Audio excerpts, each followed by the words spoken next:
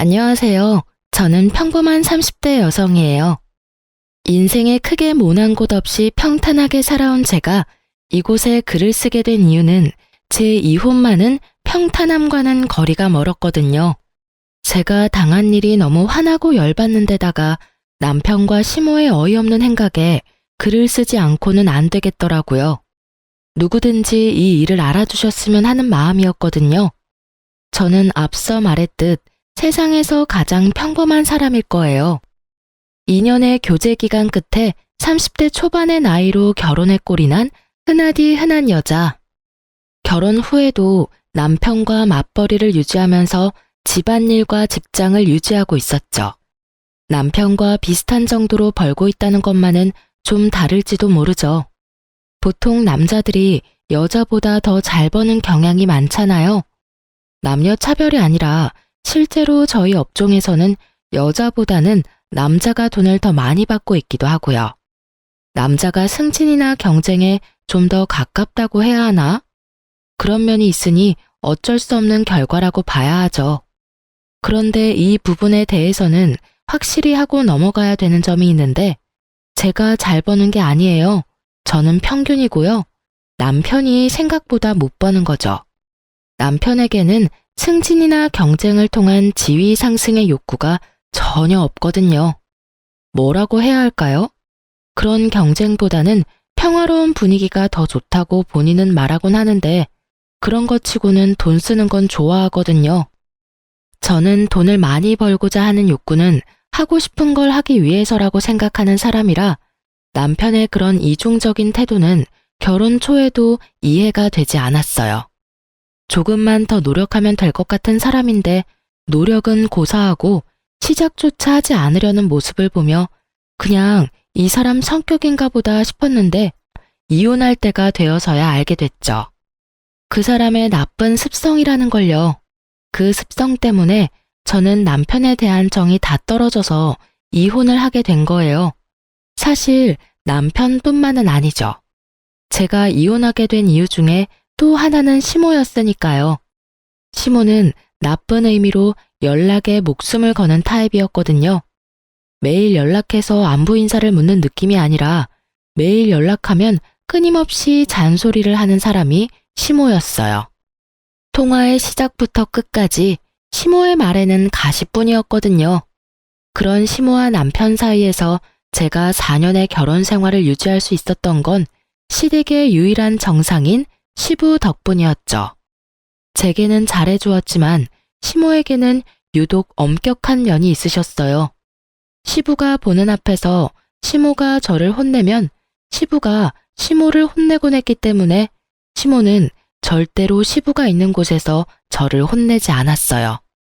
게다가 시모는 잘 모르지만 양가 아버님 두 분은 따로 식사를 할 정도로 생각보다는 가까운 사이였거든요. 그래서 아는 사람의 딸이자 자신의 며느리인 저를 시부가 아껴주신 것도 그때는 무척 감사했죠. 결혼 초부터 시모는 매일 연락을 하기 바랬어요. 그게 시댁이라는 것을 귀에 딱지가 않도록 먼저 결혼한 친구들에게 들었기 때문에 저도 전화를 매일 드렸죠. 그런데 이때부터 저는 약간의 싸한 기분을 느낄 수밖에 없었어요. 시모의 말들에는 벌써부터 가시가 가득했거든요. 아침에 목이 가득 잠겨서 전화를 하면 넌 뭐 하느라 여태껏 자고 있었냐며 화를 내셨고 낮에 목을 가다듬고 높은 목소리로 전화를 하면 그런 목소리 낼 수 있으면서 왜 항상 그런 목소리를 내지 않냐고 화내는 그런 일들이 계속 이어졌거든요. 어느 정도 시간이 지나니 이건 그냥 저를 괴롭히는 것처럼 보였고 그것을 느낀 순간부터 저는 전화를 하는 것에 크게 연연해하지 않기로 했어요. 매번 스트레스를 받는 것보다 그냥 한 귀로 듣고 한 귀로 흘리며 연신 네네 하고 단답형 대답만 하는 게 더 낫다는 생각을 했거든요. 그리고 제가 그렇게 무성의하게 매일 전화해서 단답형 대답만 하자 결국 열이 받았는지 시모가 제게 말하더군요. 너 요즘에 무성의하게 답하는구나. 무슨 말만 하면 네네. 네가 뭐 앵무새니? 그렇지만 제가 무슨 말을 할 수 있겠어요. 어머님 하시는 말씀이 다 맞는 말인데요. 습관적으로 네라고 답할 뻔한 저는 시모가 반론할 수 없는 대답을 꺼냈어요. 어차피 순종적인 며느리를 보고 싶은 거니 그대로 행동해 주겠다는데 뭐가 그리 화가 나는지. 그렇다고 제가 중간에 그건 아니에요 라던가 그건 좀 힘든데요? 라는 말을 하면 득달같이 저에게 말하곤 하거든요. 어른 말이 말 같지도 않아? 라고요. 그러니 네 말고 제가 할 수 있는 말은 없잖아요. 제 말에 시모도 따지기는 좀 그랬는지 저한테 그러더군요. 연락은 똑바로 하는 것 같으니 이제부터는 매주 주말에는 꼭 한 번씩 시댁에 들러라. 네가 집에서 살림을 제대로 살고 있는지 아들 내조는 잘하고 있는지 내가 잘 살펴봐야겠으니 말이다. 그 말에 눈앞이 캄캄해졌죠. 매일 연락하는 것도 귀찮은데 주말마다 시댁 방문이라뇨. 그렇지만 이번에도 제 대답은 네 뿐이었어요. 솔직히 가고 싶지 않았지만 그래도 시어른 하는 말인데 듣지 않는 건 아니라고 생각했거든요. 저는 홀아버지 밑에서 커서 엄마 없이 자란 티가 난다는 말을 제일 싫어했거든요. 특히 시댁에서는 시키면 시키는 대로 일단 하는 게 낫다고 생각했으니까요. 그렇게 주말마다 시댁 방문이 시작됐어요. 그리고 저는 점점 인내의 한계를 경험하고 있었어요. 시모는 매번 갈 때마다 다른 일을 시켰어요. 처음에 시킨 일은 반찬을 만드는 거였죠.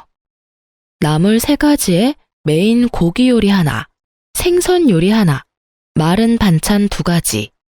요리하는 사람은 아시겠지만 하루에 다 만드는데도 시간이 꽤 걸리거든요. 게다가 저는 요리를 잘하는 사람이 아니었어요. 요리를 할 시간도 그다지 없는 맞벌이하는 며느리에게 첫 시험치고는 무척 힘든 일이었죠. 그래도 어찌저찌 해냈는데 돌아오는 답은 역시나 가시돋친 말이었어요. 무슨 음식을 이렇게 못하냐? 너 그러고도 여자라고 할 수 있냐? 집에서 뭘 배워 먹었냐? 간도 안 된 음식을 여태껏 우리 아들에게 먹였냐 등등. 그렇게 욕 실컷 얻어먹고 집에 가서 뻗어야 했죠. 그리고 그 다음 주에는 청소였어요. 화장실 청소를 시켰는데 우리 집도 아니라 익숙지도 않은 청소에 고무장갑도 주지 않은 시모 때문에 미치는 줄 알았어요. 겨울에 무슨 생각인지 보일러까지 싹 다 꺼두고는 찬물만 쓰게 만든 시모를 보니 정말 너무하다는 말만 입안에 맴돌았죠. 어떻게 나를 괴롭히려고 여기까지 할 수 있나 싶고 왜 나를 이렇게 괴롭히나 싶은 생각도 들었거든요. 그래도 참았어요. 저도 오기란 게 있으니까 꼬리 말고 도망치는 꼴은 보여주고 싶지 않았거든요. 그런데 그렇게 몇 달간 하다 보니 어느새 워크숍 일정이 잡혔더라고요. 저희는 1년에 한 번 가을에 워크숍을 가는데 무조건 1박 2일이었어요. 남편도 물론 잘 알고 있는 사실이었고요. 그래서 저는 남편에게 미리 이야기를 했어요. 나 이번 주에 워크숍 있으니까 어머님이 혹시라도 나 부르면 당신이 좀 가줘. 뭐? 귀찮은데. 귀찮아도 가. 당신한테 설마 일은 안 시키겠지만 그래도 얼굴 한번 보여드려야 어머님도 안심하시겠지. 아들 사랑 지극정성이신 분이잖아. 가서 왜 내가 못 오는지 설명도 좀 해드려. 내가 이야기해봐야 백날 우기기만 하실걸? 알았어. 이번 주에 가서 얼굴 한번 보일게. 그럼 됐지? 남편은 자기 할 말만 하고는 후다닥 사라졌어요. 제가 마지막에 넣은 푸념의 이절을 듣고 싶지는 않은 모양이었어요. 솔직히 남편에게 시모의 일을 말하기도 했지만 남편은 지금뿐일 거라며 이해하라고 하기만 하고 아무런 도움도 주지 않았거든요. 그런 상황에서 저렇게 도망치듯 대화를 끊어먹는 걸 보니 참 답답했어요. 시모에게 워크숍 이야기를 하긴 했지만 시모는 절대 용납 못한다는 분위기였거든요. 워크숍을 빠지고 오라는 말을 하는데 그렇게까지 하고 싶지는 않았어요. 시어른 생일이던가 집에 행사, 경조사가 있었다면 또 모르겠지만 굳이 저를 괴롭히기 위해 부르는 건데 제가 워크숍을 빠질 이유가 없잖아요. 그렇게 즐거운 마음으로 워크숍을 즐기고 있었죠. 친목 도모보다는 교육의 성격이 더 강한 탓에 저녁을 먹고 저는 숙소로 돌아왔어요.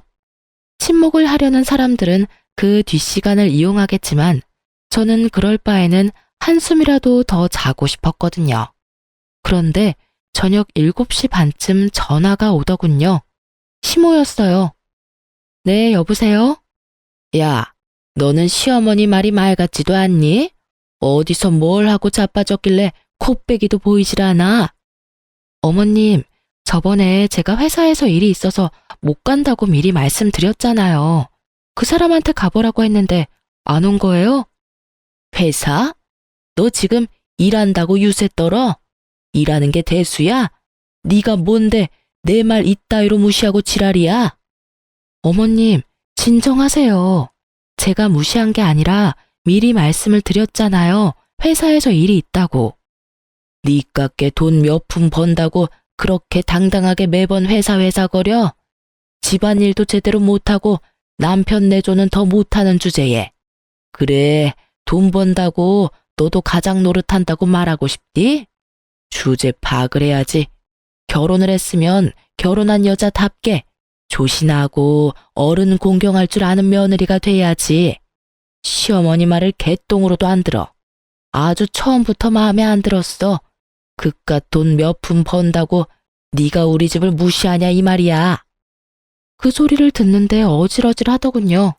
교육 때문에 신경을 많이 써서 두통이 있는 머리에 시모의 욕까지 한 바가지 얻어먹으니 속이 울렁거리고 토할 것 같더라고요. 화가 나는 수준이 아니었어요. 터질 것 같았어요, 여러모로. 저는 시모에게 말했죠. 제가 일하는 게 그렇게 걸리적거리면 일 그만둘게요. 됐죠?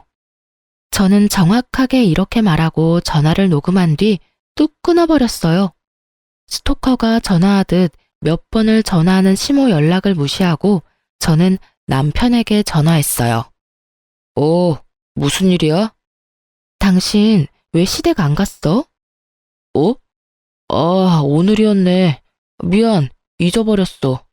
매주 가는데 한 주 정도는 안 가도 되지 않아? 당신이 안 가서 내가 무슨 꼴 당했는지 알기나 해? 내가 왜 당신 어머님한테 그딴 소리 들어야 하는데. 야, 너 보자 하니까 우리 엄마한테 무슨 말버릇이야? 엄마가 무슨 소리를 했든 네가 잘했으면 아무 말 안 하셨겠지. 그래? 너도 그렇게 생각하니?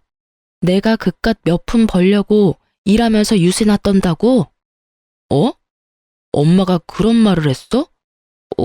그건 엄마도 잘 모르고. 됐고, 나 어머님한테 일 그만두겠다고 했으니까 이제부터 당신 알아서 돈 벌어서 생활해. 생활비는 무조건 줘야 하는 거 알지? 나 이제부터 집에서 집안일이나 하고 시댁 다니면서 일만 할 테니까. 나도 돈 받아 쓰는 게 편하지. 그렇게 하자. 굳이 욕 얻어먹어가면서 돈 벌고 힘들게 살 필요 있겠어? 여보, 무슨 말이야. 우리 지금 집이며 차며 대출금으로 얼마나 많이 나가는데. 당신이 돈 안 벌면 우리 생활이 안 된다고. 나는 생활비 줄 돈도 없어. 그래? 어머님은 그렇게 생각하지 않는 것 같던데. 나더러 돈 몇 푼 벌면서 시댁 무시하냐고 하던데. 나는 무시한 적 없으니까 그냥 일 그만둘게. 나머지는 당신이 어머님이랑 상의해. 끊을게. 결국 저는 남편에게 폭탄 하나 터뜨리고 전화를 끊었죠. 그리고 전화기를 아예 꺼버리고 숙소에 누워 이불을 뒤집어 썼어요. 잠을 자고 싶었는데 잠이 너무 안 오더군요. 뱃속에 열불이 끓어오르니 잠은 오지 않고 화만 계속 나서 결국은 창문 열고 화를 가라앉혔어요. 그렇게 그 다음날 집으로 돌아왔더니 남편이 제 눈치를 보며 저를 기다리고 있더라고요. 저는 남편을 본 척도 하지 않고 곧바로 가방부터 정리했어요. 여보, 그 퇴직 이야기는 안 하는 걸로 하는 거지? 지금은 주말이잖아. 내일 일하러 가서 이야기할 거야. 여보, 제발 그러지 마. 엄마가 잘 몰라서 그런 말 한 것뿐이야. 당신이 이해하고 넘겨야지. 내가 어디까지 이해를 해야 하는데? 매번 모진 소리 들으면서도 꼬박꼬박 시댁에 다니는 나한테 어떻게 그런 말씀 하실 수가 있냐고. 당신도 그래. 어머님이 나한테 하는 거 보면 미안한 생각 안 들어?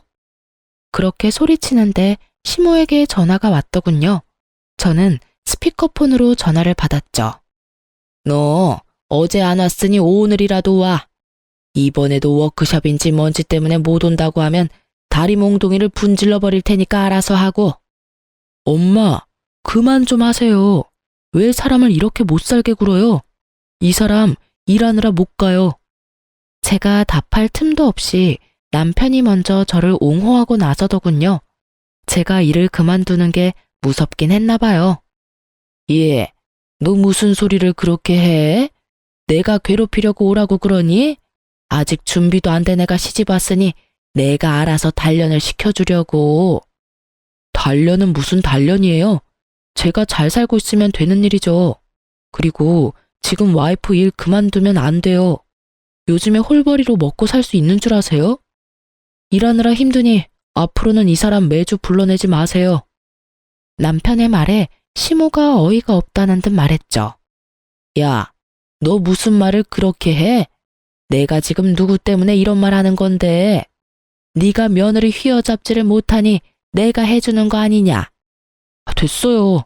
그런 거 필요 없으니까 2번 다시 일 그만두라느니 그런 말 하지 마세요. 그리고 이렇게 매번 불러내지 마시고요. 결국 남편이 크게 시모에게 뭐라 하고 나서야 시모의 요구는 줄어들었어요. 그 일 이후로 시댁 방문은 한 달에 한 번으로 확 줄었고요. 정말 처음으로 남편이 제 편을 들어준 날이었어요. 물론 제가 일을 그만두겠다는 협박이 없었으면 남편이 제 편을 들어줄 일도 없었겠지만요. 그 뒤로 저희는 대면대면하게 연락을 하며 지내왔어요. 그리고 운명의 그날이 찾아왔죠. 제가 이혼을 결심하게 된 그날 말이에요. 그날은 여느 때와 다름없는 날이었어요. 낮에 시모에게 전화를 했어요. 어머님, 일어나셨어요? 몸은 괜찮으세요? 괜찮지 못하다. 손목이 아파서 정형외과 다녀왔다. 손목을 쓸 때마다 아파서 어떻게 할 수가 없어. 어머, 병원에서는 뭐라고 하던가요? 손목에 있는 인대가 어디 안 좋다는데 일단 손목 보호대하고 약 먹어보자는구나. 주말에 너 할 일 없으면 와서 일이나 도와라. 손목이 이래서 아무것도 할 수가 없으니. 네, 그럼 약 잘 챙겨 먹고 계세요. 제가 이번 주말에 가서 일 좀 도와드릴게요. 그렇게 이야기하고 전화를 끊은 저는 어차피 주말에 가야 하니 지금은 마음을 놓기로 했어요. 일이 있으니 지금 당장 뛰쳐나갈 수도 없는 노릇이니까요. 그런데 그날 저녁부터 제 몸 상태가 무척 나빠지기 시작했어요. 열이 나고 한기가 들지를 않나 등이 무척 아프고 화장실에 가면 찌릿찌릿 아프더군요. 고열이 오르자 결국 저는 응급실로 향했어요. 제 병명은 급성 신우신염이었고 최소 5일은 입원을 해야 한다고 하더군요. 열이 40도 가까이 오르는 상황에서 저는 제대로 된 판단도 되지 않은 몽롱한 머리로 일단 제가 아픈 걸 알리기로 했어요. 우선은 회사에 먼저 신우신염으로 입원하게 돼서 못 가겠다고 연락했고 그 뒤에 남편에게 병원 입원한 상황을 말했죠. 뭐? 신우신염? 5일이나 입원해야 한다고? 나 지금 열 올랐다 내렸다 제정신이 아니니까 병원에서 낯설 물건들 목록 보내줄 테니 좀 가져와줘. 그렇게 남편이 부랴부랴 제 물건을 챙겨 병원으로 왔어요. 저는 남편에게 말했죠. 나 지금 너무 힘들어서 그런데 어머님한테는 당신이 말 좀 잘해줘. 오전에 연락드렸더니 손목 아프시다고 주말에 와서 일 좀 하라고 하셨거든. 내가 지금 전화하면 또 무슨 소리 들을지 모르니까 당신이 직접 가서 나 입원했다고 말하고 일 좀 해드리고 와. 알았지? 알았어. 알았으니까 당신 몸이나 신경 써. 내가 알아서 할게. 필요한 거 있으면 문자하고. 그렇게 남편은 다음날 일하기 위해 집으로 갔고 저는 아픈 몸으로 병원에 계속 누워 있었어요. 솔직히 제가 시모에게 전화를 할 수도 있었지만 여태껏 당한 일이 많으니 굳이 제 쪽에서 먼저 전화를 하고 싶지는 않았어요. 대신 남편에게 한 번 더 문자는 보냈죠. 이번 주말에는 꼭 어머님에게 가라고 말이죠. 남편의 알았다는 답변을 보고서야 마음을 좀 편하게 먹을 수 있었어요. 그렇게 치료를 받고 5일 만에 퇴원하는 날, 아침에 병원에서 제 물건을 미리 준비하고 있었어요. 새벽에 별다른 이상이 없었으면 퇴원할 준비해도 된다는 말을 의사에게 들었기 때문이었죠. 그런데 전화가 울리더군요. 시모였어요. 저는 솔직히 전화를 받기 직전까지 그런 생각을 했거든요. 제가 아팠으니 너 몸 괜찮냐는 안부 전화일 거라고요. 네, 어머님. 너 주말에 왜 안 왔어? 정말 배짱 한번 좋구나. 시어머니가 아프다는데도 시댁에 와보지를 않아? 야, 네가 그러고도 우리 집안 며느리야? 일이 아무리 바빠도 시어른이 아프면 튀어와야지. 어머님, 저 입원했다가 이제 막 퇴원하는 길이에요. 그 사람 집에 안 왔어요? 거짓말도 잘하네. 네가 무슨 입원이야? 너 네 입으로 우리 집 오겠다고 말했어. 그런데 네가 한 말도 지키지 못해? 어디서 이런 여자가 굴러 들어왔는지. 여기저기 마음에 안 드는 구석만 가득하고 아프다는 시모 무시하고 병원이라고 거짓말을 해? 내가 전생에 무언 죄를 지어서 이런 며느리를 짊어지고 살아야 해? 어머님, 진정하세요. 남편한테 확인부터 해보고 연락드릴게요. 저는 우선 시모에게 그렇게 말하고 전화를 끊었어요. 그리고 남편에게 전화를 걸었죠. 당신 어제 시댁에 안 갔어? 어머님이 나한테 전화 오셨어. 미안. 또 잊어버렸네. 설마 엄마가 또 전화 왔어? 그래. 지금 화가 머리 끝까지 나셔서 아주 나 잡아먹으려고 안달이 나셨어. 빨리 전화해서 오해 풀도록 말 좀 잘해봐. 남편과 전화를 끊고 저는 초조하게 기다렸어요. 얼마 지나고 시모에게 다시 전화가 왔더군요. 그런데 목소리를 들어보니 더 화가 나셨더라고요. 야, 너 도대체 뭐 하는 년이야? 우리 아들한테 뭐라고 이야기했는데 또 걔가 나한테 뭐라고 하는 거야? 너 설마 남편 쥐잡듯 잡니? 아니면 우리 아들 패고 다녀? 아니면 약점이라도 잡고 흔들고 있는 거 아니야? 네가 뭐라고 했길래 우리 아들이 나한테 이 난리냐고. 저는 정신이 하나도 없었어요. 분명히 이야기가 잘 됐을 거라 생각했는데 전혀 이야기가 되지 않았더라고요. 시모는 무슨 일인지 더 화가 났고 둘 사이에 어떤 대화가 오고 갔는지 알 수 없으니 저는 답답할 뿐이었죠. 어머님, 제가 뭘 어떻게 했다고 그러세요?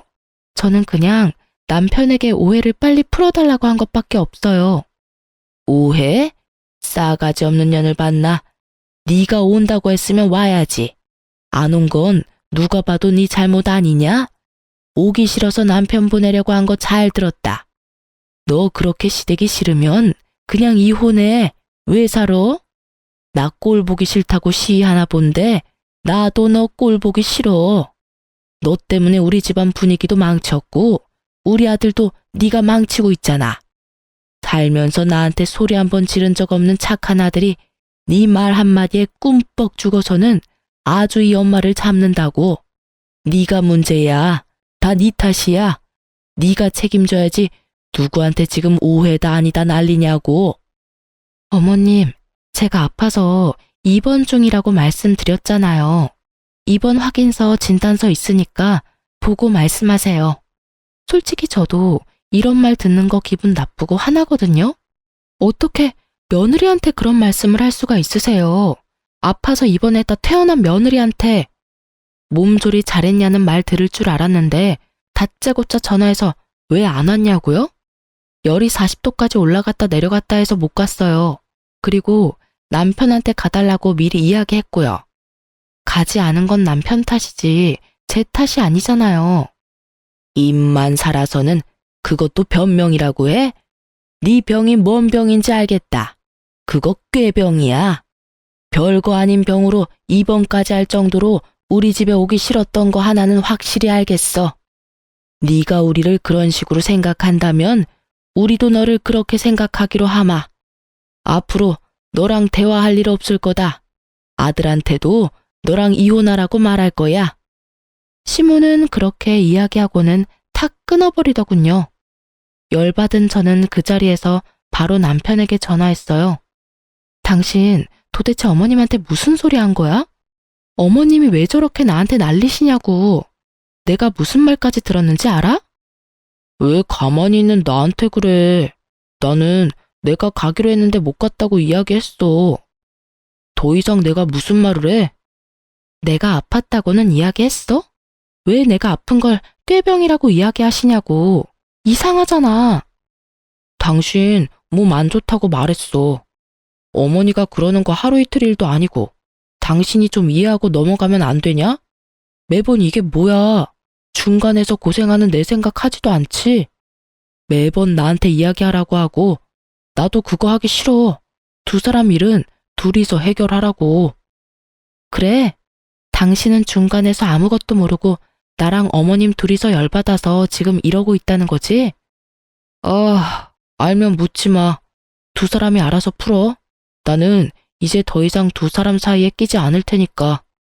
남편 새끼 말 듣는데 진짜 머리통 돌 것 같더라고요. 끼고 말고의 문제가 아니잖아요, 애초에. 시모가 왜 화를 내는지 남편 놈이 뭐라고 씹으려는지를 알아야 무슨 변명을 하든 반론을 하든 뭐라도 대처를 할 텐데 제 잘못은 없다며 뻔뻔하게 말하는 남편 놈을 보니 진짜 열받더라고요. 시모가 우리 둘 헤어지라고 했으니 헤어지는 게 맞겠다 싶은 생각까지 들었죠.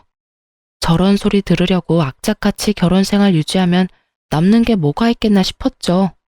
집 팔자 지가 꼰다고 저는 그게 딱 질색이었거든요.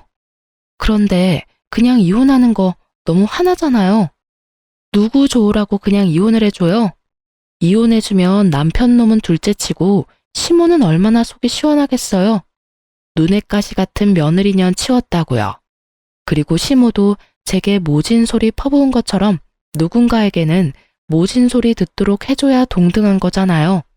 그래서 저는 친정 아버지에게 이렇게 말했어요. 아빠, 요새 몸이 허해 보이는데 괜찮은 삼계탕집 알려드릴게요. 나중에 지인분이랑 같이 들려봐요. 근데 인기가 많아서 예약을 해야 하니까 저한테 미리 말씀해 주시고요. 그리고 곧 아버지는 제가 원하는 사람과 식사를 하러 가겠다고 제게 식당 예약을 부탁했어요. 그 식당은 길게 뻗은 방 공간을 파티션으로 나누어서 사람을 받는 곳이었거든요. 옆 사람이 하는 이야기를 귀만 기울이면 들을 수 있는 곳이요. 그렇게 아버지의 식사 예약을 하면서 저는 똑같은 날짜 시간에 바로 그 옆칸에 예약을 하나 더 잡았어요. 그리고 그 날짜에 식사나 하러 가자며 시모와 남편을 태워 아버지와 약간의 차이를 두고 옆방인 예약석으로 향했죠. 난 아직도 왜 내가 너랑 이곳에서 밥을 먹어야 하는지 모르겠구나. 나는 이제 너랑 상종도 안 하겠다고 했어. 두 사람 이혼하기 전에 나는 너랑 겸상할 생각 없다. 그렇게 말하면서 제 눈을 쳐다보지도 않는 시모를 보며 저는 남편부터 쳐다봤어요. 여전히 남편은 제 눈을 피하기 바쁘더군요. 어머님, 왜 그렇게 화가 나셨는지는 모르겠지만 제가 이 자리를 만든 건 어머님이 오해하고 계시는 걸 풀어드리기 위해서예요. 어머님은 제가 꾀병으로 시댁에 가지 않았다고 생각하시죠? 여기 입원 확인서와 진단서 가져왔어요. 보시면 아시겠지만 저는 그날 입원하고 있었고 열이 40도까지 오르내려서 몸 상태도 엉망이었어요. 저는 정말로 아팠고 남편에게 어머님에게 가보라고 이렇게 문자로도 당부를 했었어요. 그딴 종이 쪼가리가 뭔데 내가 너를 믿어야 하니?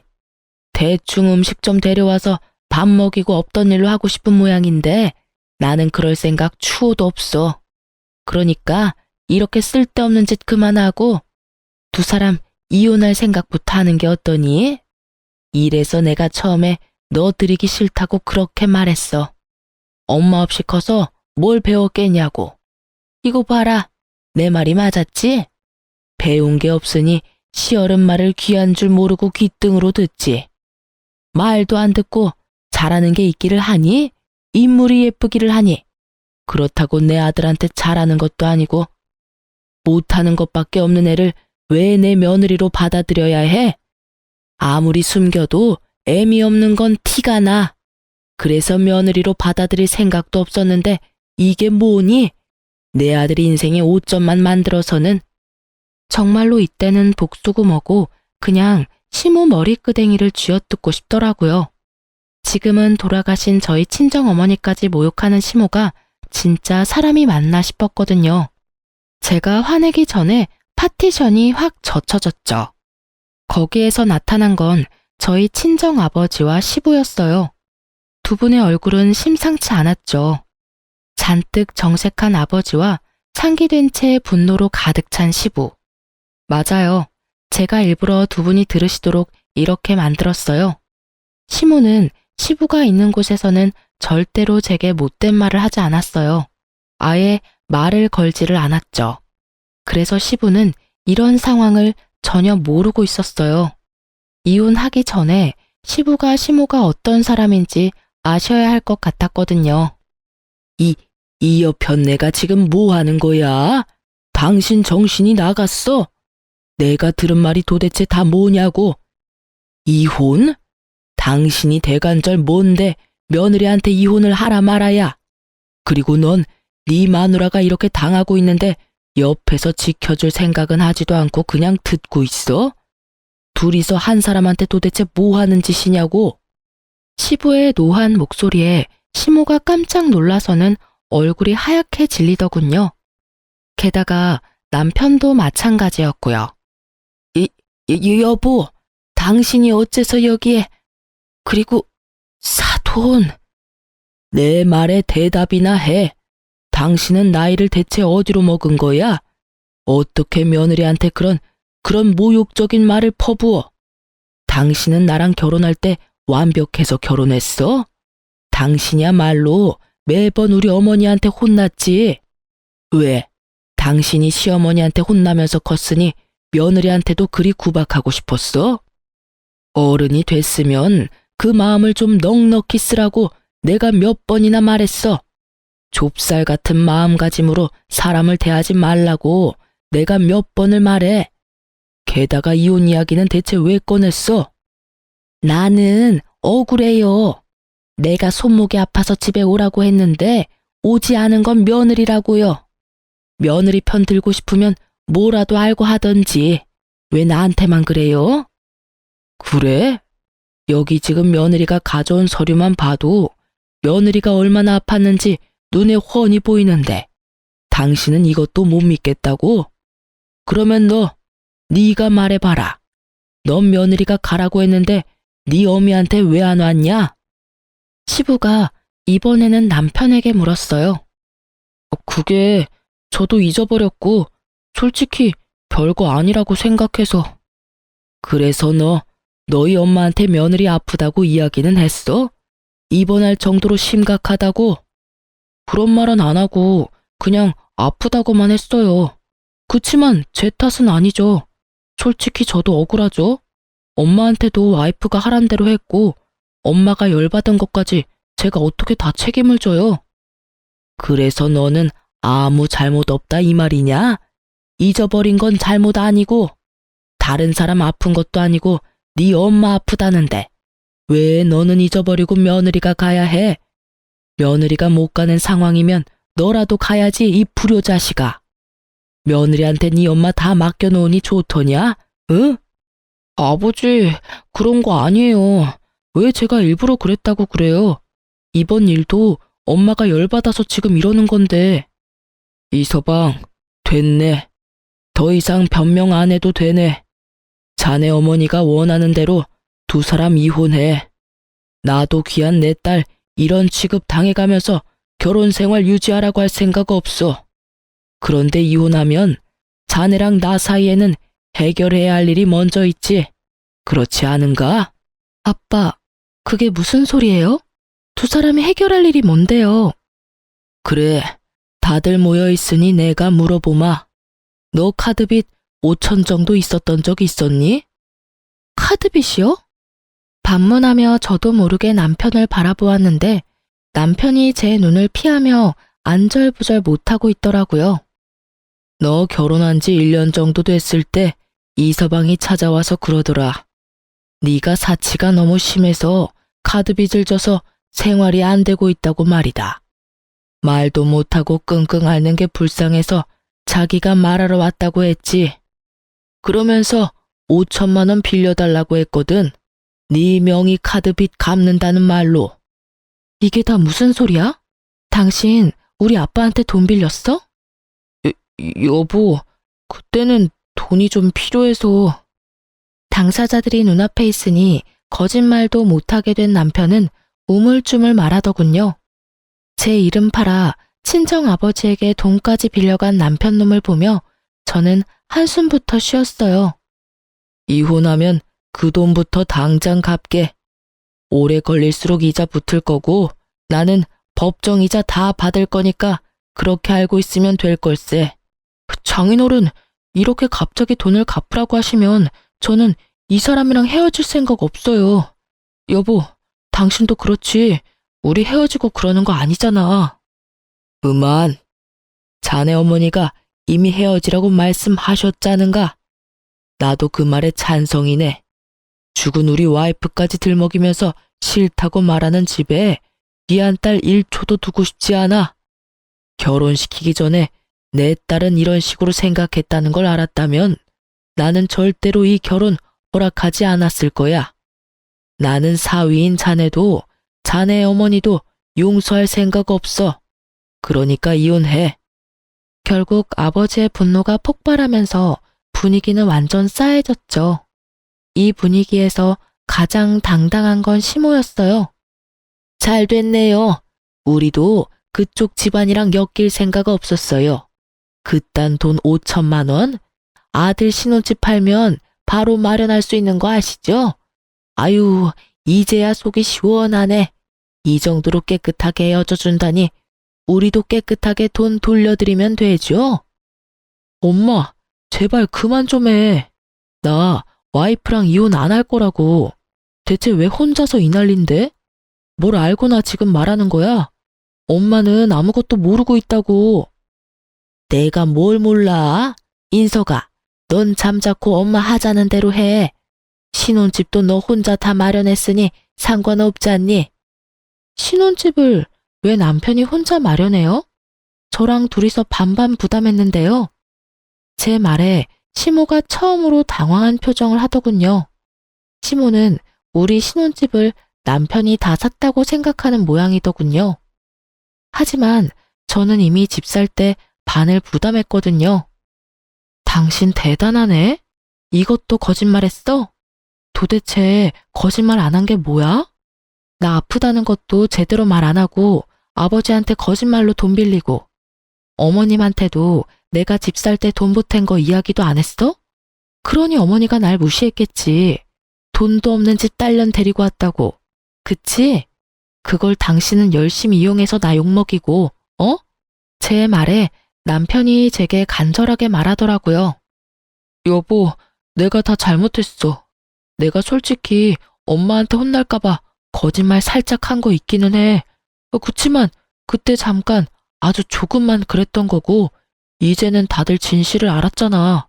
그러니까 여기서는 그냥 이렇게 정리하자. 나는 당신이랑 헤어지고 싶은 생각 추호도 없어. 엄마가 뭐라고 하든 나는 당신이랑 이혼 안 할 거야. 그러니까 제발 이혼하자고 하지만 말아줘. 어? 뭐래? 당신이 거짓말쟁이인 줄 알았으면 절대 결혼 안 했을 거야. 게다가 매번 나를 이용한 거짓말이지. 당신은 와이프를 뭐라고 생각하는데? 가만 보니 당신 여태껏 승진에도 아무 욕심 없어 보인 게 내가 돈 벌면 당신이 굳이 돈 안 벌어도 되겠다 싶어서 편한 마음으로 있었던 거지? 여차하면 우리 아버지, 당신 부모님한테 나를 이용해서 또 거짓말해서 돈 받아냈을 테니까. 그치? 우와, 꼴랑 4년 살았는데 내가 당신 완전 밑바닥까지 보게 될 줄 몰랐네. 당신은 이혼 안 하고 싶겠지. 내가 벌어다 주는 돈이 얼만데, 그치? 근데 나는 이혼할 거야. 당신 행동도 짜증나고 죽은 어머니 입에 올리는 시어머니라는 사람도 불쾌하고 열받아. 그러니까 깔끔하게 우리 헤어지자. 당신 매달리면 그것보다 더 추한 건 없어. 당신 어머니 말처럼 이혼해. 저의 선언과도 같은 말에 남편은 안 된다며 울고불고 소리치고 시부는 시모에게 소리 지르기 바빴죠. 친정 아버지는 그런 아수라장에서 저를 데리고 밖으로 나왔어요. 그리고 그 뒤는 아버지의 바람대로 일사천리로 이혼이 진행됐죠. 그런데 그 기간 동안 시댁에서도 놀라운 사실이 밝혀져 시모와 남편이 제가 잠시 머물고 있던 친정집까지 찾아왔더군요. 이번에는 무슨 일로 여기까지 오신 거죠? 그게 며느라가 너무 미안하다. 우리가 좀 심했어. 나도 아들하고 이야기해봤는데 네가 정말로 이렇게 힘든 상황인지 모르고 그랬어. 이제는 네가 얼마나 힘들고 고생했는지 잘 알아. 그러니까 이번에 있었던 일은 다 용서하고 없었던 일로 하는 게 어떻겠니? 이혼이라니. 여자 팔자에 이혼 경력은 좋지 않잖니. 너희가 싫어서 이혼하는 거면 몰라도 내가 잠깐 정신이 나가서 이혼하라고 해서 하는 거면 굳이 그럴 필요 없다고 말하는 거야. 죄송하지만 무슨 말씀인지 모르겠네요. 제가 필요 없고 싫다고 하신 분은 어머님이세요. 그리고 남편한테도 정은 다 떨어진 상태고요. 저한테 거짓말한 건 물론 시어른들한테도 저희 아버지에게도 거짓말한 남자예요. 제가 왜 그 사람을 아직 사랑할 거라고 여기세요? 저는 남편한테 눈꽃만큼의 마음도 남아있지를 않아요. 여보, 그 부분은 내가 정말 미안해. 다 내 잘못이고 변명할 생각도 전혀 없어. 하지만 이대로 헤어지면 나 진짜로 파산할지도 몰라서 그래서 부탁하러 온 거야. 그게 무슨 소리야? 우리 신혼집 팔아서 너한테 돈 주려고 했는데 사실 내가 그 집 앞으로 담보대출을 받았어. 그래서 팔고 나서 대출 자동 상환되면 남는 게 거의 없어. 그러니까 우리 이혼하지 말고 같이 지내면서 너 대체 그 많은 돈으로 뭘 한 거야? 도대체 어디다가 그 돈을 다 썼냐고. 나한테 생활비도 받았었으면서. 코인이랑 주식 좀 했어. 나도 이렇게까지 망할 줄은 생각도 못했지. 그치만 정말로 맹세해. 그 빌린 돈으로 주식 코인에서 돈 벌면 당신한테 당연히 다 돌려주려고 했어. 그런 짓을 한 것도 다 당신 생각해서 한 일이고. 지금 시기가 별로라서 그렇지 조금만 더 기다리면 금방 치고 올라올 거라고 했거든. 그러니까 이혼 다시 생각 좀 해줘. 당신 지금 나한테 무슨 말 하는지 알고는 있어? 돈 없으니 이혼하지 말고 여전히 결혼한 채로 당신을 위해서 돈을 내라 이렇게 말하고 있다고. 내가 당신 돈 벌어다 주는 기계니? 당신이 저지른 일을 왜 내가 수습해? 여보, 제발. 나 당신 없으면 진짜 완전 파산이야. 그 정도로 파산 안 돼. 당신 직장도 있고 집 팔면 집 대출금은 사라지는 거니까 월급은 더 남을 거 아냐? 나한테 애원할 필요가 없지. 그게... 남편은 이번에는 시모 눈치를 보더군요. 그 얼굴을 보니 남편이 또 뭔가 일을 저질렀다는 예감이 들더군요. 시모도 그것을 눈치챘는지 아들 등짝을 두드리며 말했어요. 너 설마 또 사고 친 거 있어? 도대체 이게 몇 번째야? 네가 지금 빌린 돈만 해도 얼마인지 알기나 해?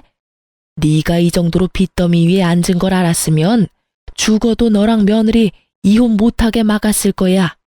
도대체 이게 뭐야? 사실은 내 월급도 지금 카드론 쓴 거 갚는 중이라. 야, 너 진짜 엄마 속 뒤집어지게 만들래?